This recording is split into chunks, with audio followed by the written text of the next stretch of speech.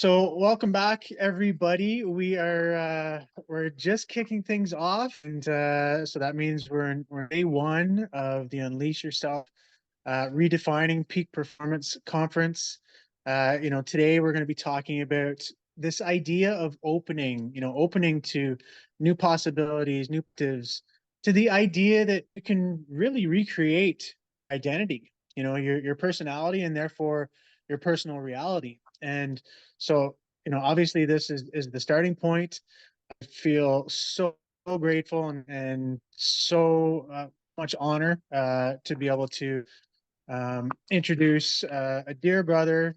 He's been instrumental in my journey with the Thrive movie. I remember seeing the first one in 2012. I think after it was launched, and that really was a huge stepping stone and such a catapult in my own journey, awakening and transformation. Um, Foster Gill has he's president of Clear Compass Media, and he's going to be talking about mastering the path of purpose and the science of love. So grateful to have you here, Foster. Welcome, and thank you so much for taking the time. You are entirely welcome. Thank you so much, Lee.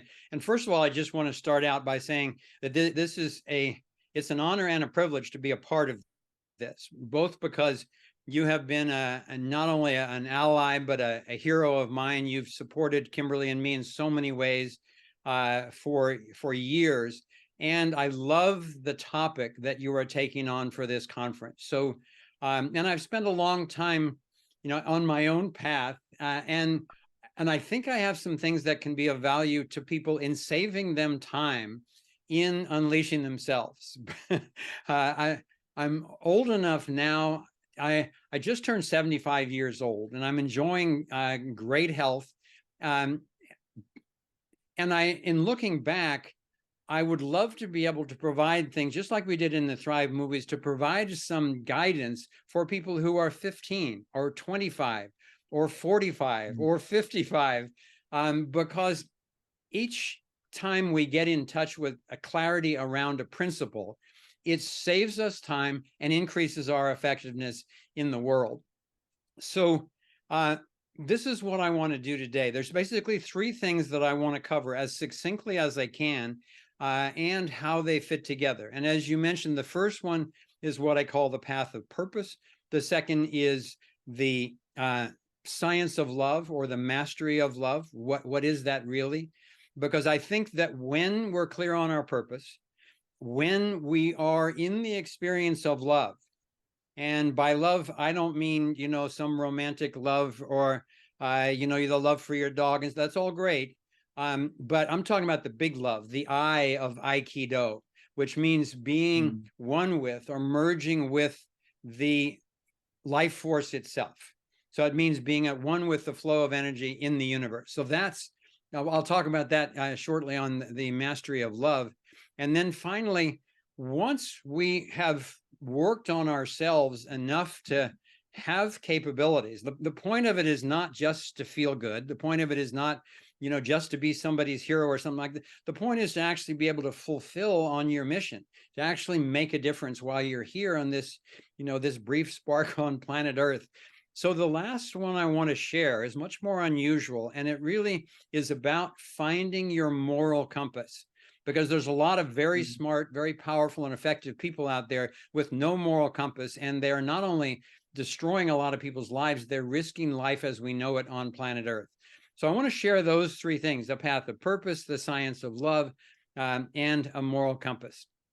So I'm going to talk a bunch. I'm going to show you some images. I'm going to show you some clips.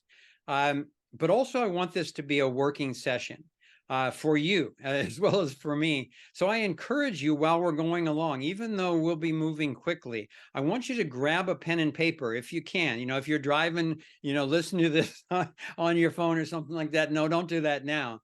Do it on the recording later on. But right now, grab a pen and paper so that you can actually engage in the suggestions that I'm making yourself. Because, well, as an example, I do these coaching sessions for people. One time I did one for a successful entrepreneur recently who was kind of feeling at a loss and a turning point in his life. We did 2 hours, and he said at the end of it, that he had never felt such clarity on his life purpose and path in his life, and that included $50,000 worth of trainings with Tony Robbins. Now, I'm a real admirer of Tony Robbins, and maybe it just wasn't the one for him, but there's very effective stuff here, and please use it beyond just, I'm giving a speech. Okay, with that in mind, what I'd like to do, if that's okay with you, Lee, is I'd like to share my screen and begin introducing you to some of these principles. Yes, please. I'm just going to grab my paper and pen. Okay, great. All right. So some of you may recognize the guy in this image, even from the back. Our beloved Lee Davy. I believe this is him kind of checking out the universe. So the title of this this conference, which I love, Unleash Yourself. So when you do unleash yourself, why bother? There's a lot of risk involved in that. Well, you can find out, who am I? And what can I accomplish when I know who I am? Okay, a lot of people come to me and say, Foster, I'm not I don't have a big job in the world. I don't have a lot of money. I don't have a huge network. I just don't see how I can make a difference given what we're up against these days. And so I like to remind people that I don't buy it. I know who every single human alive on this planet is. And what I tell them is, imagine that you are in a swimming race. You signed up for this swimming race. You go down to the beach, but you didn't realize that you look down the beach one way and the other, and there's approximately 60 million competitors. So this is a huge race. You may not have anticipated that. Well, what are you going to do in a race with 60 million competitors? Well, what I'm referring to is, at one point, each of us was a little sperm, and you set off on a race, and it was you who won the race over 60 million or more competitors. You were the one who got to that egg first, and that's why you're here. So don't tell me you don't have a lot of power and a lot of intention. So I think as people discover that, they get a sense that, maybe I'm on a path and it feels like there's a larger power that is guiding me. And I would second that and say, yeah, it's the entire universe. It's the unified field itself. As Rumi said, you're not just a drop in the ocean. You are the ocean in a drop, and the universe is your guide. So to me, purpose is the beginning of all of this. And let me unpack that for you a little bit, because, you could do a 3-day workshop on purpose, or you could ignore purpose forever. But I think until we're clear on our purpose, we will feel, like a cork bobbing in the ocean. And purpose is not just something we make up. It's something that we discover within ourselves. And the nature of it can change as you go along. Most people don't know about it, so let's explore it a little bit. There are big systemic changes needed. This is a clip from Thrive 2. Wonder how to begin. I think the place to begin anything is with ourselves. Like the vast consciousness we exist within, it starts with purpose. Our sector solutions wheel covers every area of human endeavor. So once you have found your purpose and the sector you are most drawn to, then look at issues in that area to identify which one best matches your skills and passion. Next, consider which level of engagement best suits you right now. Is it working to meet immediate needs, like helping someone who's hungry to get food? Improving systems, like helping to create easier access to a broad range of health treatments? Or is it shifting consciousness, helping to refine the worldview that is at the root of them all? Aligning with the unified field can lead to an experience of resonance that we call love. Not a romantic crush kind of love, but the big love, coming into harmony with the life force itself. Applying reason and practice to unleashing our spiritual essence is what I call the science of love. A finite set of skills to access this state of harmony. These skills are physical, emotional, mental, and interpersonal. And it's possible to get good enough at each of them to experience a deeply fulfilling and effective life. I believe these skills are not only obtainable, but in fact, evolving new abilities is ordained in our evolutionary code. Okay, so let's unpack that a little bit. The path, what I call the path of purpose, the first one, first element of this is purpose itself. So what is purpose?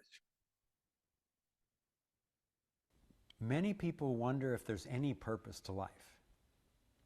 Arthur Young was the one who pointed out to me that there is nothing in life which exists except as a function of purpose. Every chair, every machine, every toy was designed and built to fulfill some purpose.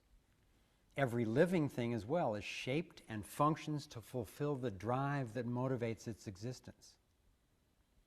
While teaching a seminar on life balance for several years, I collected data from participants on what they saw as their purpose in life. In looking at the whole collection, I saw that the responses fell naturally into an octave of categories: listening, seeking, finding, experimenting, learning, integrating, protecting, and teaching. First, we listen inside until we hear an inner calling. When we're ready, we begin to seek for something yet unknown to us. Eventually, we find something that feels like what we were seeking, and we instinctively experiment with what we've found to test it out. In the process, we begin to learn what we need to know, and then we can integrate this knowledge into our being, into how we live. As we value what we've found or created, we naturally protect the whole of it. And as we feel filled and empowered at this new level, we're pulled to share it or teach it to others.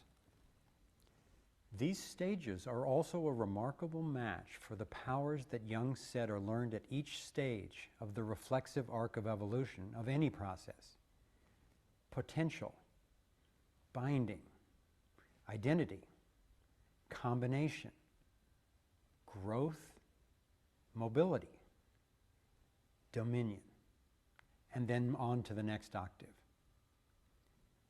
Knowing already that the torus energy pattern surrounds all living things, from atoms and seeds to people and galaxies, it dawned on me that each of these categories are aspects of the toroidal energy cycle. At various times in our lives, we may focus on different aspects of this spectrum, but each is a part of the whole. I believe our purpose is represented best by the whole torus dynamic, and the spin axis is a critical part of it. It represents not only the integrity, the truth and resonance of being fully aligned with one's inner guidance, but also the direction, the inexorable pull of growth, of evolving our spark of consciousness through each experience of living and of learning. Okay, that went by pretty quickly also. So let's take a moment, pick up your pen, and here's some samples of purposes that have emerged from various workshops that I've done. One environmental activist came to the realization that their purpose in life is to learn how to live in optimal harmony with our natural environment and to teach others to do the same. Another healer said, "My purpose is to live as healthy a life as possible and to help others to heal and flourish."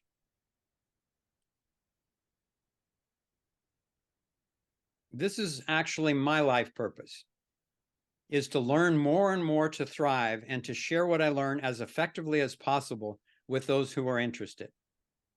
So notice that these purpose statements are not grounded in time and space. That's what a goal is. If you say, I want to be a millionaire by the time I'm 30. I want to create a successful business by the time I'm 25. I want to finish my PhD, my whatever. Those are great, and it's important to have goals.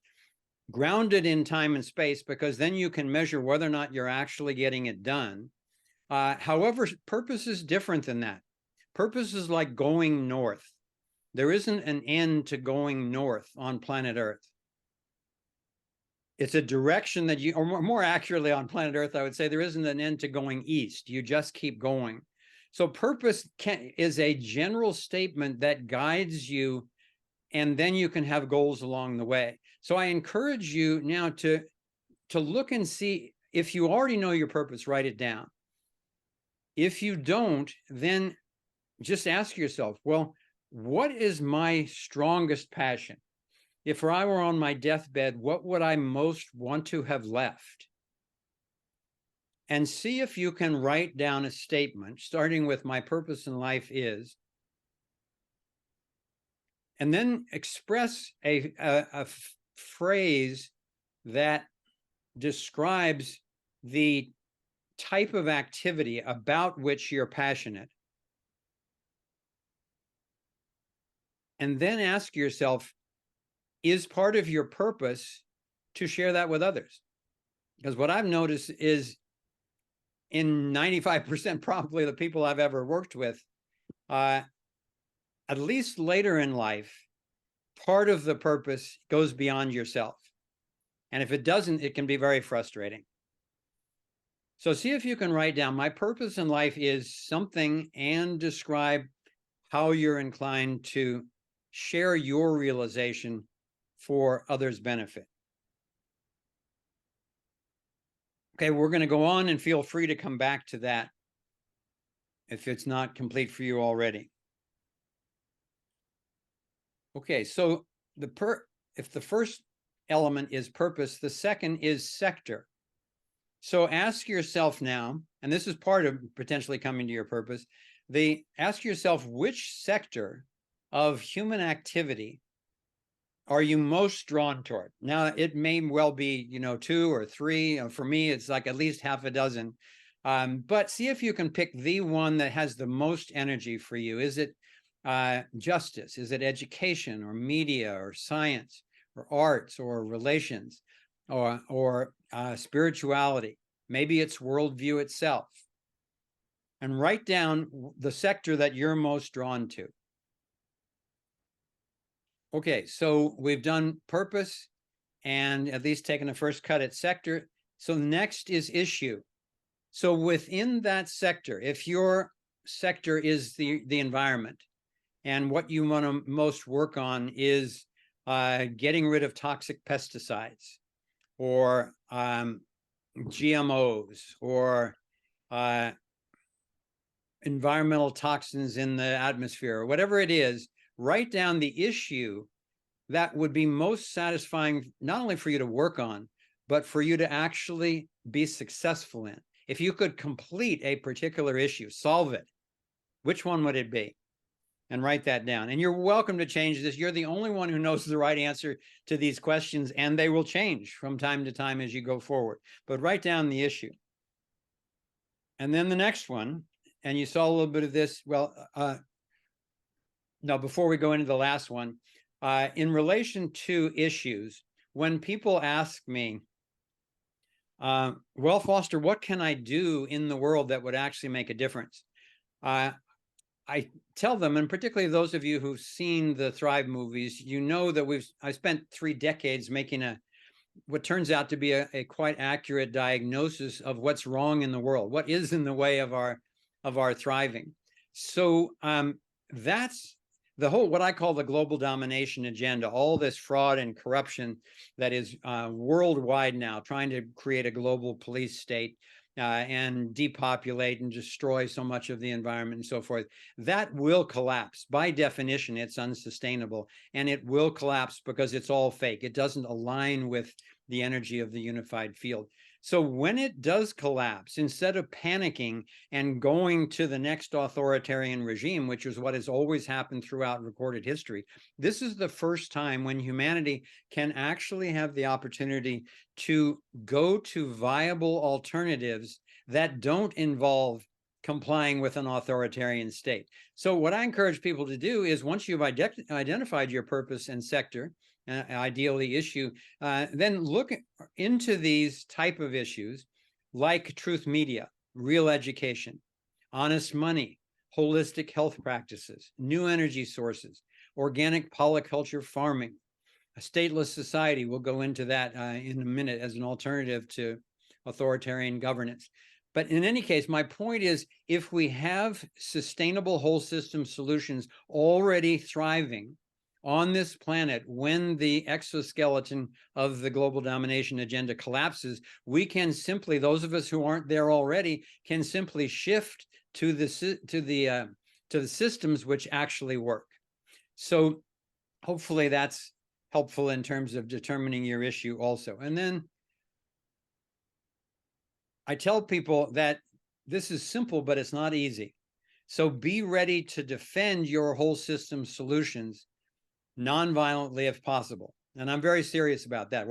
This isn't just some new age workshop the world is in right now. This is very serious stuff. This is life and death issues. Okay, so path of purpose, we did purpose, sector, and issue. Finally, level of engagement. This was covered very quickly in the clip that I showed.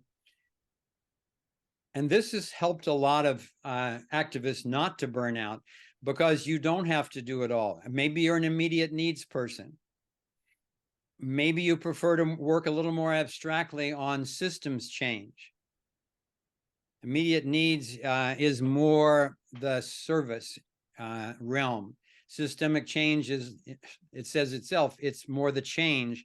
And then the third one is consciousness shift.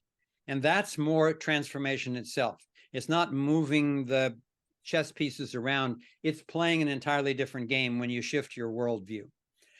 So consciousness shift is the third one.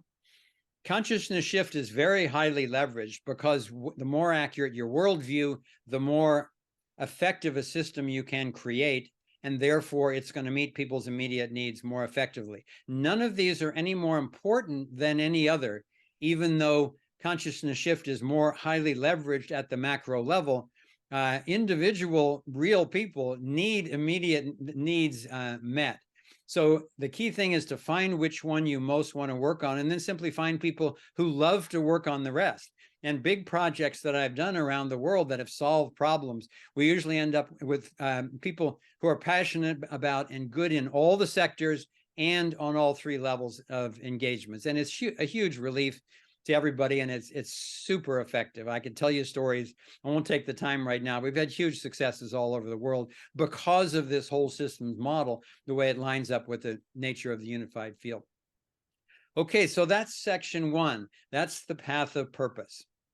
Okay, we're going to move on now to the science of love. And what I'm talking about here is the challenges of self-mastery. Even though one can get better forever, the challenges are not endless. One of the key things I've learned in my life is that there is usually a closed set of skills that you need, even if it seems really daunting. And once you know what they are, then it's not so overwhelming. And what I'm suggesting is that there is actually a rational science to going about mastering the experience of love. And it doesn't mean, oh, you know, how can I be clever to get this girl to like me or this guy to like me? It's not about that. The more in tune you are with the experience of love, the harmony with the unified field, the more people are going to be drawn to your vibration. They're going to want to be around you. They're going to want to talk with you. They're going to want to collaborate with you. Then they're going to want to figure out how you did it, because this is what everybody's looking for. So I've broken this down into, you know, these are words that you're very familiar with. It's just important to make sure that you see them as a set. So the first ones are physical, emotional, mental, and interpersonal. Physical for me started with sports and went on to martial arts and yoga, and continues with various physical paths all my life. The second one is the emotional. We'll go into that in a moment, but it's not conquering emotions. It's blending with emotions. It's mastering the riding, the surfing on your emotions successfully.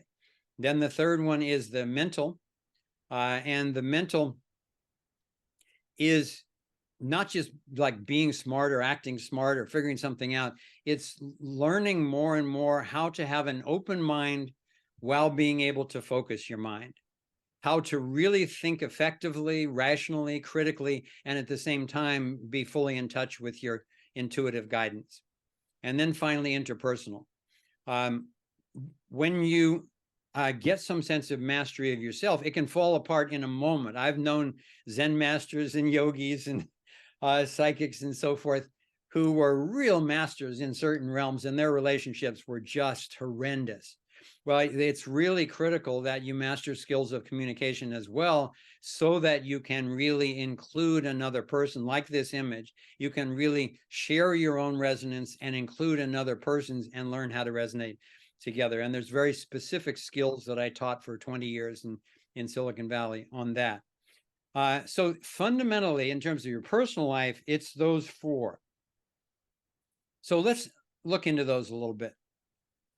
We've just talked about physical, emotional, mental. And when, I'm sorry, oh yeah. I'm going to add in spiritual here, because when you align sufficiently with the physical body, the emotional body, the mental body, and interact successfully interpersonally, then what happens is your spiritual body is unleashed. You don't have to go looking for spirit. It's who you are. And yet it's not, once again, that's a very simple concept. It's not easy to get rid of all the resistance that our culture tends to reinforce in us to actually having your spirit flow freely. But I don't know of any more exciting or rewarding path. And then in addition, once you have a level of mastery of those other 5 levels, then comes the environmental level, because you need to then take those skills and blend it with the entirety of nature in which we're surrounded. And that means planet Earth. It also means the cosmos, of which we're a part.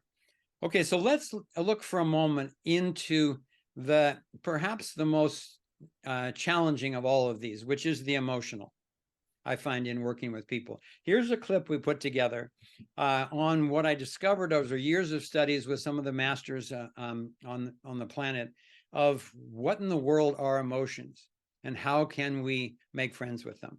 Emotion is a key aspect of the life force, that which motivates us. Looking at emotional dynamics through the lens of Aikido energy awareness, I learned that while emotions can alert us to situations that need our immediate attention and action, they are often triggered by some inaccurate belief like, I'm worthless or I'm unlovable. When we are centered emotionally, as well as physically, life energy pours effortlessly through our bodies. Then, when we're alerted to a potential danger, it releases extra energy to prepare for potential fleeing, fighting, or other high-performance requirements. If we contract against it, it's like squeezing on a balloon or a hose, and we feel an overstimulation in the belly that we call fear. We are conditioned to think fear is the problem, that it's bad, and so we fight against it as if it were an enemy. Practicing Aikido showed me that resistance to a force, in this case an alert, starts the problem. Look at how so many of the so-called world leaders seem to be struggling to suppress their own fear, and then taking that same strategy of deception and domination into critical international situations. Fighting against the stimulation we call fear seems to further contract the energy system, moving the overstimulation up into the chest, where we experience it as sadness and a sense of loss. Many modern cultures discourage the free expression of sadness, especially for men. We're supposed to keep a stiff upper lip, be strong, be a man. Yet if we resist this experience, it further stifles the flow of motive energy, squeezing it up into the head, where it creates the vibration we call anger. We can experience anger without having to take it out irresponsibly on anyone. If instead we repress it, our vital energy is contracted right out the top of our heads, and our energy body starts to disconnect from our physical body as apathy, which can lead to depression, literally the depressing of our vital force. So what's the key to unlocking this process? As in Aikido, blending with the force. People generally come out of depression not into joy, but into the anger that was their last connection to their body. Allowing the vibration of anger without force or inappropriate action allows it to disappear. Then the sadness will tend to reemerge. And if we can stay centered in the experience of sadness, it too can dissipate, like a completed yawn, into the original feeling of fear. As we learn to let go of tightening against what we call fear, it too can evaporate, restoring the center of our emotional vortex to its natural alignment with the center of our being. This can be not only a relief, but a profound opportunity, often unveiling the initial triggering thought. This can be a moment for revising some skewed belief and better aligning it with our true nature. Then our emotional energy can rise up once again, up the spine, this time as vitalizing expansion rather than destructive contraction. Our centered torus field can expand to amplify the energy in the belly as excitement, then including the heart area as enthusiasm, and on to the throat and face as radiant joy, finally transcending the boundaries of the physical and infusing the whole body with transcendent bliss. Such a state may not be ideal for driving or usual social interactions, but it's magnificent for healing and for intuitive insight. Understanding this functioning of emotion can encourage us to be more open to experience our feelings responsibly, to relax our bodies and to free our minds, returning our energy to a centered state, allowing the natural breathing of our organism to fuel its energy and creativity. Okay, now let's look at interpersonal for a moment. I'm going to go over this very rapidly. What we'll do in a few minutes here is a full-on day-long workshop. But just to give you a sense of this notion that there is a finite set of challenges that we need to master in the interpersonal realm. Breakdowns in relationship are almost always breakdowns in communication. So what are the ways that we can interact in communication?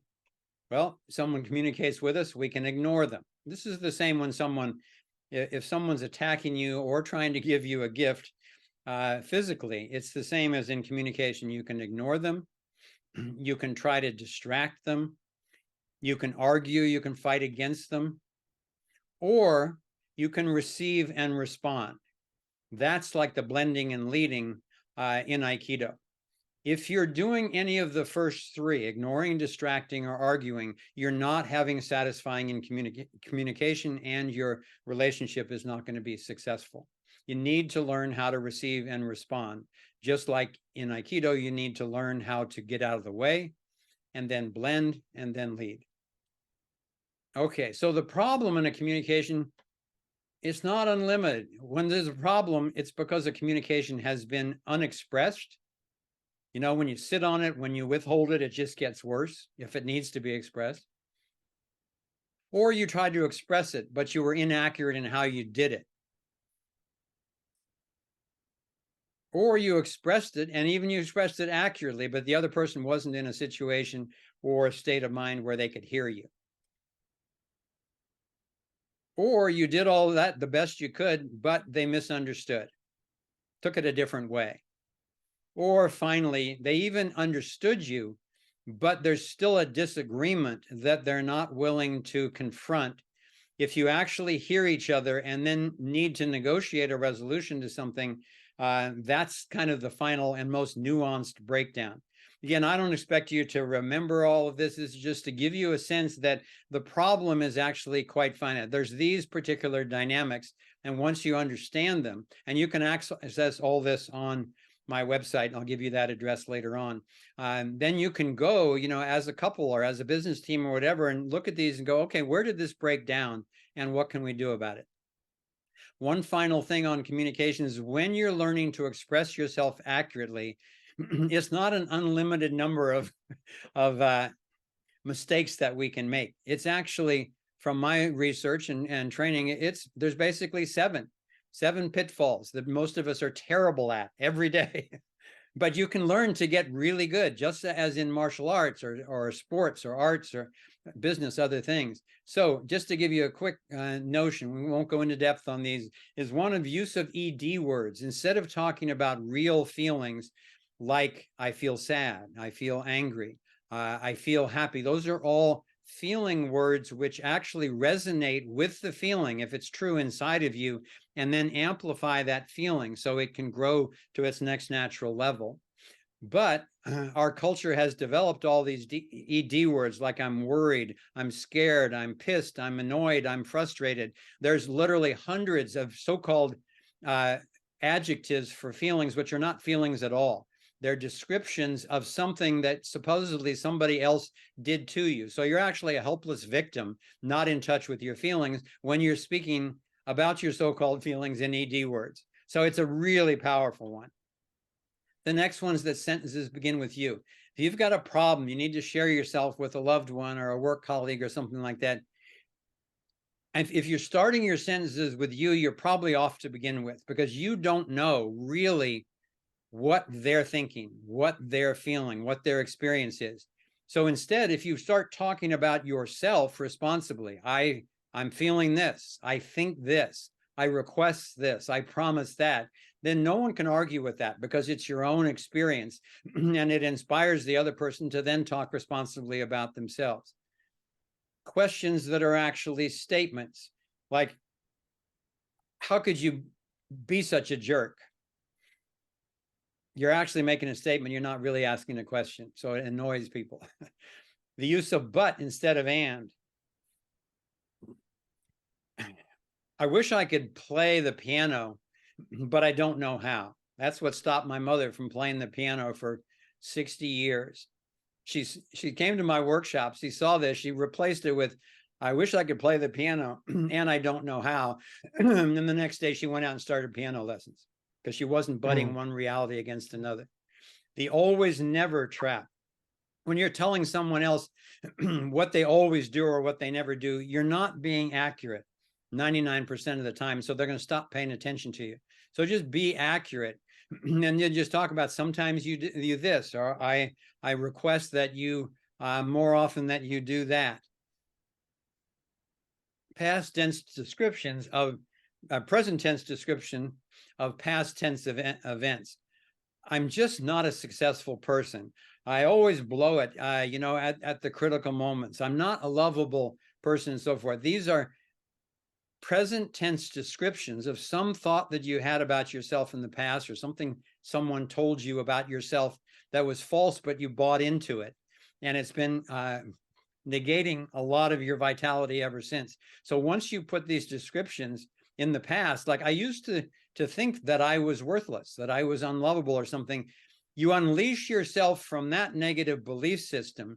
And that's oftentimes the type of thought. When you come down from anger to sadness to fear, you experience the fear and you come back to center. There's a magic moment when you can actually move from feelings to thoughts, because you're no longer off in your emotional body. And if you look accurately at your thoughts, there will always be some sort of thought there that triggered the negative, contractive feelings. And it'll be a thought like, I'm unlovable, I'm unworthy, I never succeed, something like that. So if you simply put it in the past and then replace it with an affirmation about, I do deserve love, I am doing my best, I am a full-fledged human being, it's incredible the power that it unleashes. And finally, feelings which are actually thoughts. I think that, I feel that you're a jerk. No, that's not a feeling. You're not sharing your feelings. You're just sharing one of your own thoughts, and not a very helpful one. So if you actually go to the feelings, it'll start triggering your feelings. And if you let yourself feel them authentically, it's very endearing to other people. They want to be of support when you're simply feeling your own feelings and sharing them, rather than accusing them of being the cause of them or something like that. Okay, I know that that's quick. I'm not going to go into environmental, but we talked about that. Okay, now I want to cover as quickly as I can the last of the three key segments that I want to pass on from 75 years of searching. And that is, this is a statement from my favorite philosopher, an ethical philosopher named Stefan Molyneux. And he said the greatest fight in the history of the world and the world of ideas, it's quite a claim, is the fight to establish a universal morality. So what's a universal morality? What's even a morality? We're not taught morality or ethics in school anymore. Well, it's critical to understand that a morality is a guideline for your ethics. It's like the relationship between physics and engineering. There's the abstraction, and then there's the behavior. And ethics is the actual abstraction, and then morality is your day-to-day behavior. So years ago, I mean, centuries ago, millennia ago, we didn't have any morality. It was just whoever had the biggest club and the biggest gang got to set the rules. Then the church came in, and it was a big improvement because every major religion has a sense of ethics. But the battles between the religions about whose ethics were right and what God really told them and all that led to hundreds of millions of murders. So then the state came in, and the state came in with a rule of law that was supposed to apply equally. And it was a huge step again in the right direction.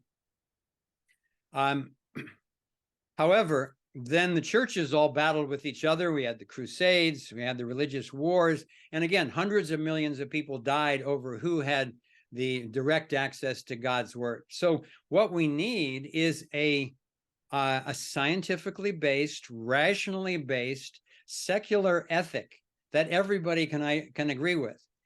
Well, that's quite a tall order. You know, it's tough to get your family to agree on where to go to for dinner, and much less get all of humanity to agree on a universal morality.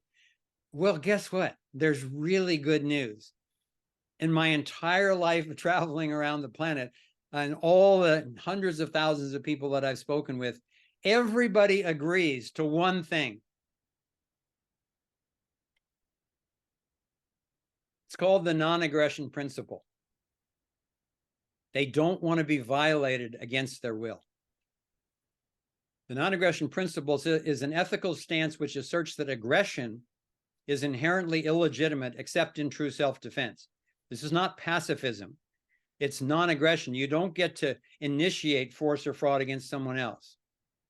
Aggression is defined as the initiation of physical force against persons or property, the threat of such or fraud upon persons or their property.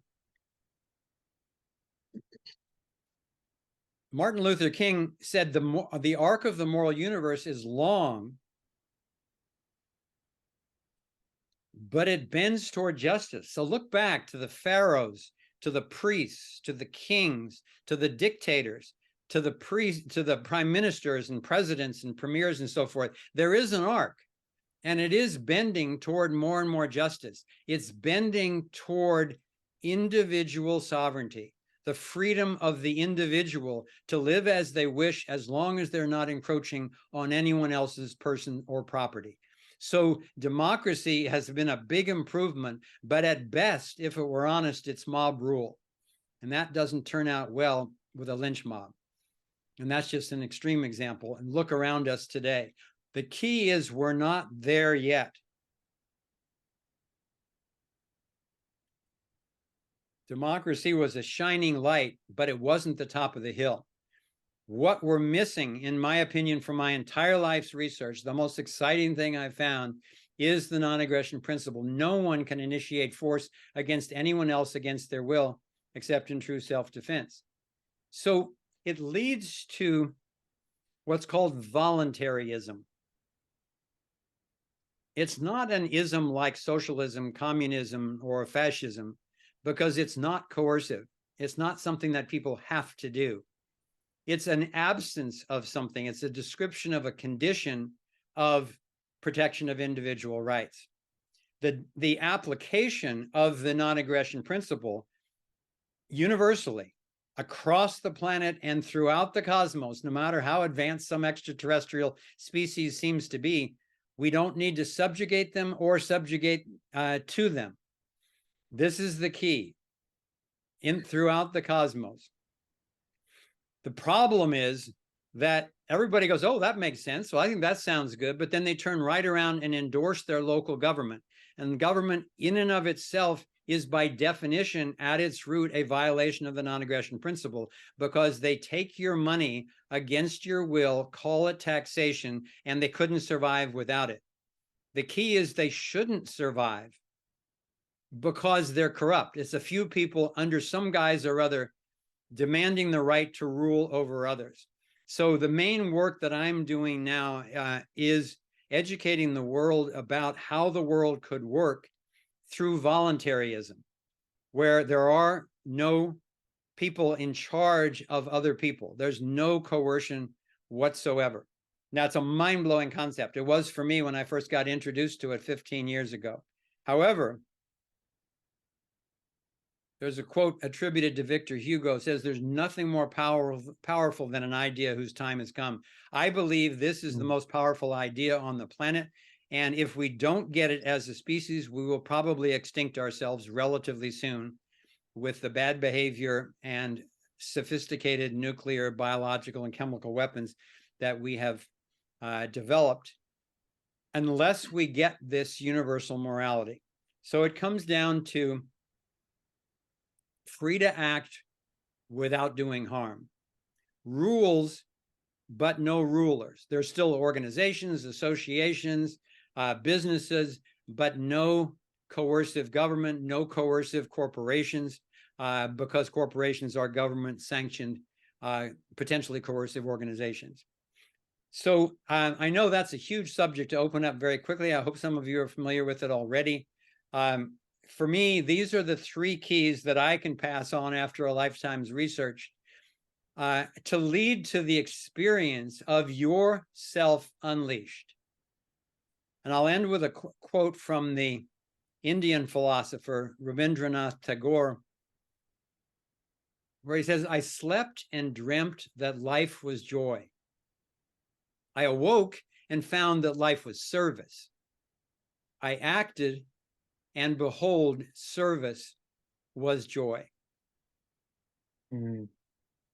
Okay, that's it for me for now. Thank you for your attention. You can find me and all of the movies, shows, blogs, all separated by sector and issue, easy to find on our freetothrive.com website. It's all available for free.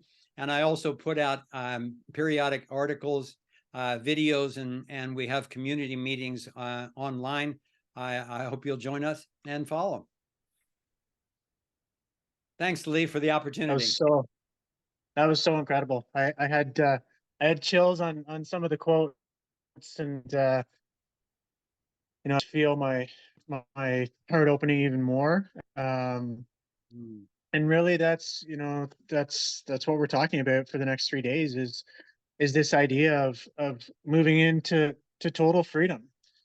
And I love volunteerism. And you know, I've started to look at it as this idea of really taking radical self-responsibility. If we all take radical self-responsibility for all of our own feelings and actions, then we can express our own law. We can put up our no trespassing signs, you know, with regards to our property, you know, and whether it's our land or our body or, you know, whatever that is. But not doing so from this place of harshness or trying to get each other, but, you know, again, taking that accountability, but then lovingly, gently, nobly holding each other accountable, you know, calling the state, or instead of calling the police or a lawyer, you know, saying, hey, you know, maybe you're not aware of it, but your actions right now are causing me harm. And if they continue, I'm going to consider it a wrong, and then I'll consider it a trespass, you know, in which case you'll actually hold you liable. but I want to Yes. give you the opportunity to have your trespasses forgiven as I would want mine forgiven. And there will be independent dispute resolution organizations and independent security organizations and independent insurance organizations, all competing in the free market to deliver a great product at a reasonable price, and all held individually and organizationally accountable to the non-aggression principle. So we're not that Mm, far off, but it's all the difference in the world. yeah, I agree. I agree. And I think by coming into that alignment with an aggression principle, by default, we're coming back into alignment with a higher level of morality. Exactly. And I think as we learn to do that as a species, um, there are many, many other species out in the cosmos who are waiting, like a parent would with a toddler who's learning to climb the jungle gym by herself or something like that. They're waiting until we get that. And once we get that, then I think we'll be welcomed into the brother and sisterhood of the cosmos. Mhm. I'm excited. I got chills again. I just have one. I mean, I would love to talk the next 4 hours with you, Foster. There's so much brilliance behind, your journey and everything that you've shared. But unfortunately, we don't have that time. But um, you define peak performance. Hmm. Well, I love that question. It's one that I was a guide for me for a long time. I had a consulting business for 15 years called Zone Sport. And I was a peak performance consultant for athletes, particularly high school, college, and professional athletes. And so I dealt with that question a lot. And then I also did other types of corporate consulting and communication consulting and so forth. So peak performance was and still is a thread that goes throughout it. And to me, first of all, it was important to realize that that the peak in peak performance doesn't mean you have to be the best in the world. It doesn't mean you have to be the best you can possibly imagine right now. The peak is more like almost like the purpose, like it's a direction that you're going. You simply wake up each day with an inner intention to improve, to get better and better, because our potential is unlimited. So if we use the notion of peak performance in any of these realms, like a beacon, like a lighthouse that's kind of guiding us through the fog safely, then it can be a real friend rather than, a daunting taskmaster. Mhm. I love that. So continuous. What is that quote? Continuous, like a continuous journey towards a worthy ideal, or something like Yeah, that. that's a good way of saying it. Yeah. Yeah, I love that. I love that. Foster, thank you so much for your time and your wisdom and everything that you've gone through to get today and movies and just everything that you've really brought to the world to serve humanity and help us to really expand and what I imagine is remembering at this time of who we truly are and what we're truly capable. Thank you so much.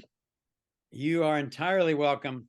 I'm really excited to learn from the other mentors in this conference and from the participants. I think I would leave people with a last phrase. My motto these days, after a lifetime of seeking, is truth floats and love wins. So keep that in Mm, mind as it's daunting to figure out what's really going on. Keep remembering the truth is the unified field itself, it's reality. So it is emerging everywhere. And it gives us energy if we are truly seeking it. And the other is that if you can stay more and more in that beacon of love, then you will win. We will win. And it's not a matter of conquering over. It's a win-win. It's actually supporting people at all levels of coming back in harmony with the unified field. So thanks for the honor of participating in this. And I look forward to being in person again one of these days soon, Lee. Absolutely, me too. Thank you much, Foster. And for everybody viewing, we're just getting started, so continue to tune in. We'll be back with our next speaker